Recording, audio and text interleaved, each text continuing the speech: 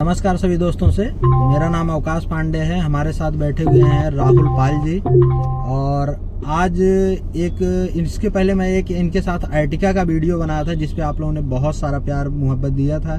तो आज फिर से मिल गए हैं और इनसे मैं जानना चाहता हूँ काफ़ी सारी चीज़ें, जानकारी भी दूंगा आपको, जो कि ये बहुत पुराने ड्राइवर हैं। तो जो भी बातें हैं, पहले तो भाई जी आपका बहुत बहुत स्वागत है। आप हमारे चैनल पर दोबारा आए, इसके लिए बहुत बहुत वेलकम।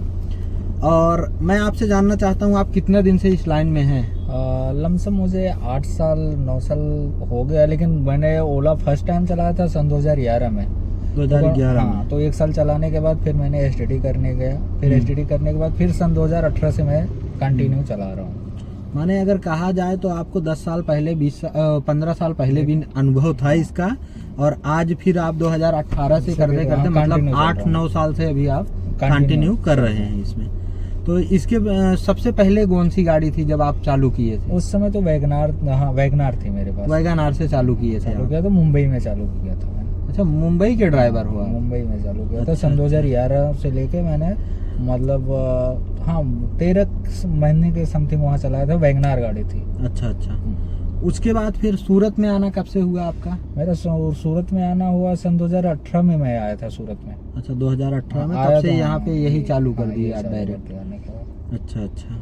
तो इसके बीच का सफर, जैसे माने जब से आप 7 साल से गाड़ी चला रहे हो, 7-8 साल से जो भी आपका है एक्सपीरियंस है, तो ये जो मार्च और अप्रैल का महीना आता है, हर साल ऐसा ही रहता है कि किसी साल ऊपर नीचे होता है? नहीं, हर साल तो मतलब जो अपना अर्निंग होता है वो तो डाउन होता है, लेकिन इस बार कुछ ज़्यादा ही हो गया कि जिसे हम इतना एक्सपेक्ट नहीं कर सकते, इतना सोच भी नहीं सकते कि मतलब इतना ज़्यादा हमारा कम हो जाएगा। और हमें नहीं, ऐसा डाउन होता था, ऐसा नहीं कि नहीं होता था। फिर जैसे 2 दिन धंधे नहीं होते, तीसरे दिन हम लोग ऐसे कवर कर लेते थे।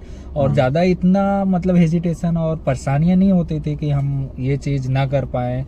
लेकिन इस बार तो भाई पूछिए मत कि ये कंडीशन सन 2026 मार्च का जो रहा है ना, मेरे करीब 12-13 साल के एक्सपीरियंस से सबसे डाउन में इस महीने में मतलब हुआ है कि मतलब 10-12 साल के एक्सपीरियंस इतना ज़्यादा मैंने एक्सपेक्ट नहीं किया था कि इतना ज़्यादा कम डाउन में मतलब होगा कि जो हम मतलब कोई भी चीज़ करने के लिए मतलब बहुत परेशानियाँ झेलनी पड़ती है। अभी मैंने काफ़ी सारे दोस्तों को और अपने ड्राइवर भाइयों को भी देखा जो कि अभी यूपी भाग गए लखनऊ गाड़ी चलाने के लिए। सुनने में मुझे भी आ रहा था कि 2-3 हमारे फ्रेंड हैं जो कि वहाँ पे जा चुके हैं। और वो ऐसा नहीं है कि मतलब कोई बोले और या हम समझे कि हम सीधा चले जाएं, लेकिन उनका जब अर्निंग ईयरली का उन्होंने मतलब सॉरी साप्ताहिक वो अर्निंग होती है, तो वो मुझे दिखाया कि हाँ यहाँ से तो मतलब वहाँ पे कुछ है, लेकिन रेट कम है वहाँ पे, मतलब 15, 16, 17 रुपए किलोमीटर। लेकिन वहाँ पे बताया जा रहा है कि अभी मेरे दोस्तों के द्वारा कि उन्होंने बताया ऐसा कि वहाँ कंटिन्यू राइड आती जाती रहती है। अगर आउट स्टेशन लग गया, अब 2 चक्कर 3 चक्कर कभी कभी वो हो जाता है कि कानपुर, लखनऊ, उधर आगरा तक गाड़ियाँ वहाँ से जा रही हैं, इधर फैजाबाद, अयोध्या, इलाहाबाद, बनारस तक लखनऊ से अप डाउन लोग कर रहे हैं। तो यहाँ के प्रति ऐसा मुझे प्रतीक होता है कि लखनऊ में मतलब ज़्यादा कुछ है।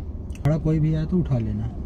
तो उसके बाद फिर आपसे और एक चीज़ मैं जानना चाहता हूँ, पहले के ओला उबर में जो काम करते थे अपने, और आज के ओला उबर में क्या क्या बदलाव आया है, जो कि ओला उबर ने गलत काम किया और कुछ अच्छा काम किया है, वो सारी चीजें बताइए। अगर स्टार्टिंग से मैं देखूँ सन 2012-11 से ना, तो अभी ओला उबर, उस समय तो रैपिडो इन ड्राइव कुछ था ही नहीं, बस उबर ज्यादा था। 99% उबर चलता था, 1-2% जैसे आज के डेट में इन ड्राइव या रैपिडो चल रहा है ना, तो उस समय ऐसा ओला चलता था।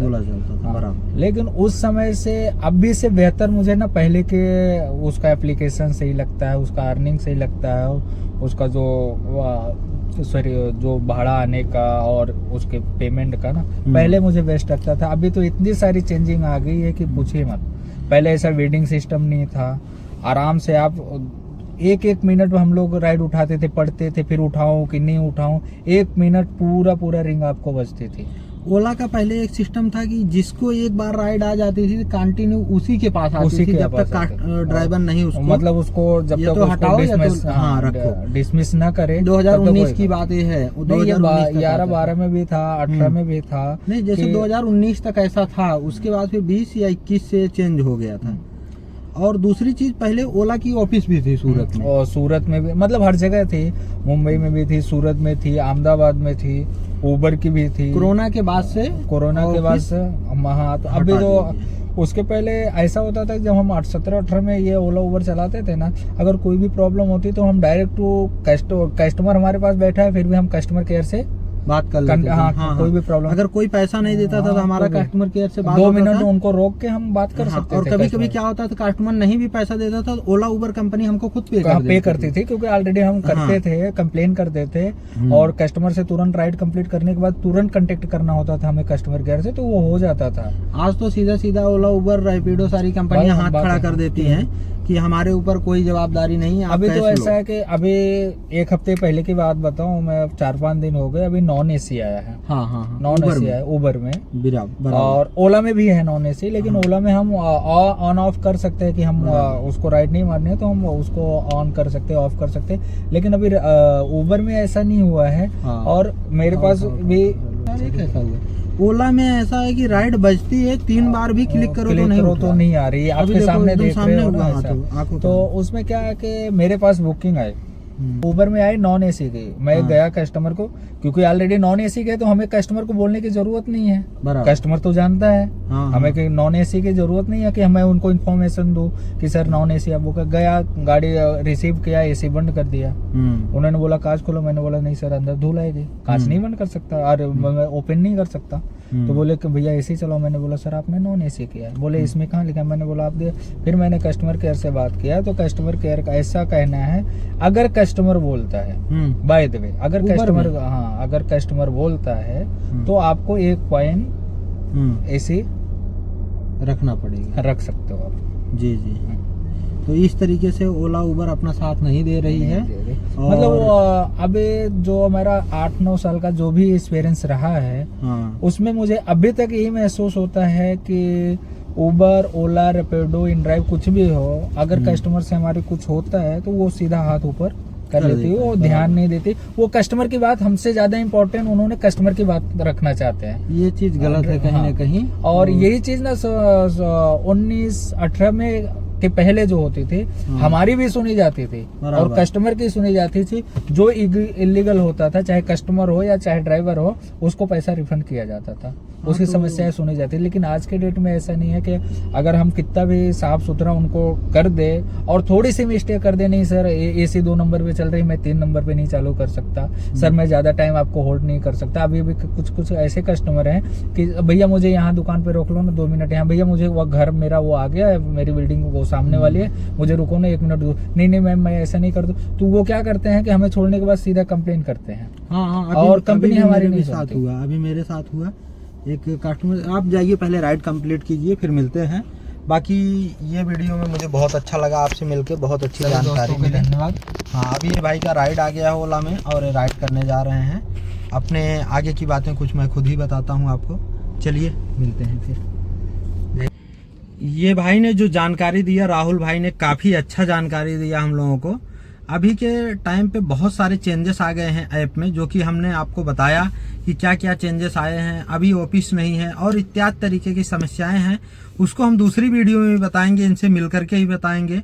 बाकी ये वीडियो आप लोगों को कैसा लगा, वीडियो अगर पसंद आया हो तो एक कमेंट जरूर करना। और आप लोगों के, मैं आशा करता हूँ आप लोगों को अगर ये वीडियो पसंद आया होगा तो आप लोग नेक्स्ट वीडियो के लिए कमेंट करेंगे। और दूसरी चीज़ क्या है कि ये भाई जो अभी बताए ना, ओला, उबर, रैपिडो, तीनों कंपनियों में नॉन एसी का सिस्टम आ गया है और उसमें फेयर भी कम आता है।